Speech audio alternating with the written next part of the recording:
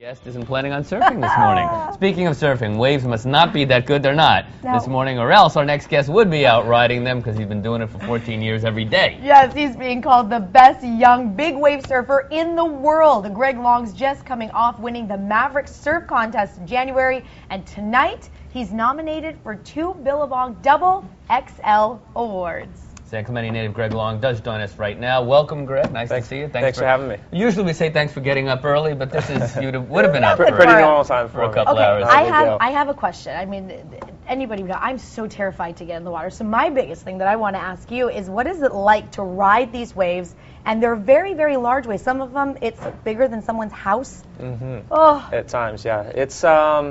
It's been a slow progression for me. It's not something you can just jump straight into. I started riding big waves when I was about 15 years old, and kind of just started working from the ground up, and slowly became comfortable in certain size levels. Started off maybe riding 15, 20-foot waves, and became comfortable there, and just kind of pushed myself a little bit further. So, for me, it's the most physically and mentally challenging part of surfing that I've been a part of. So being out there in just the most extreme elements of nature and kind of coexisting and being out there, that there's just the energy level sort of exceeds anything else. I hear a lot about this area of Mexico with these giant waves. Have you tackled that? What area are we talking about? Probably be Todos Santos, which is where I was actually have one of my nominations for biggest paddling wave, where I paddled my biggest wave this year. Sharks?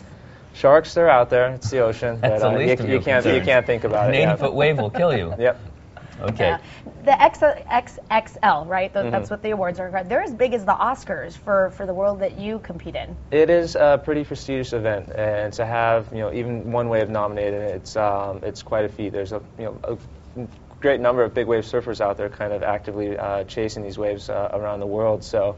In the end, it's just an amazing platform to kind of showcase the world's biggest waves. That's at the Mavericks contest just this last year in January. Yeah. Okay. So you've won several awards. You're up for more awards. A lot of prize money, also. Yeah, there's a bit of money that goes along with it. So that's just one of the perks at the end. But really, it's just a nice event to sort of showcase the biggest waves that were ridden and sort of. Just get everybody together. There's a lot of respect and camaraderie amongst the big wave surfing community, so it's always a fun party. We're talking about the danger in that area of Mexico, Half Moon Bay. I think a couple of years ago we lost a surfer.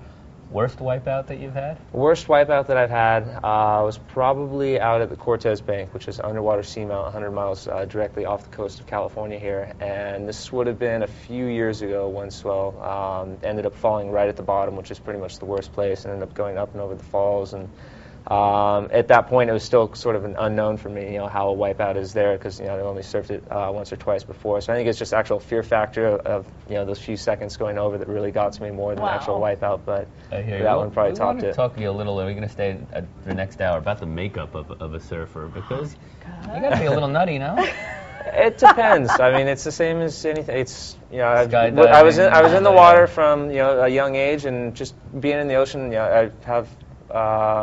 Just this comfort level that so to some people they'd probably say you're crazy, but it'd be the same thing. If I came here tomorrow morning to be a news anchor, I'd sit here and I'd be going, oh gosh, what am I supposed to do? So it's just I've worked up to it over the years, and learned from every single session and my mistakes, and sort of taking that one step further each time. Started at 10. Normal age for someone who's achieved your level? That was, kids nowadays, they're starting even younger than that. I mean, there's phenomenal surfers who are 5 and 6 years old who are probably surfing better than me at this point. But that's just it. I mean, I think all professional sports now, there's start them at a younger age, and there is actually an ability to make a career out of this. Where when I was starting, it was still sort of, it was an idea that people had, but the professional really wasn't quite there yet, so it's come a long way. I still laugh when I watch a show like 5 Summer Stories, and they lament at that point, 35, 40, how surfing was starting to commercialize. It's come a long way. Yeah, we'll get more with Greg Long in our next hour. Thanks for coming in. Yeah, Thanks for having me. And good luck tonight, of course.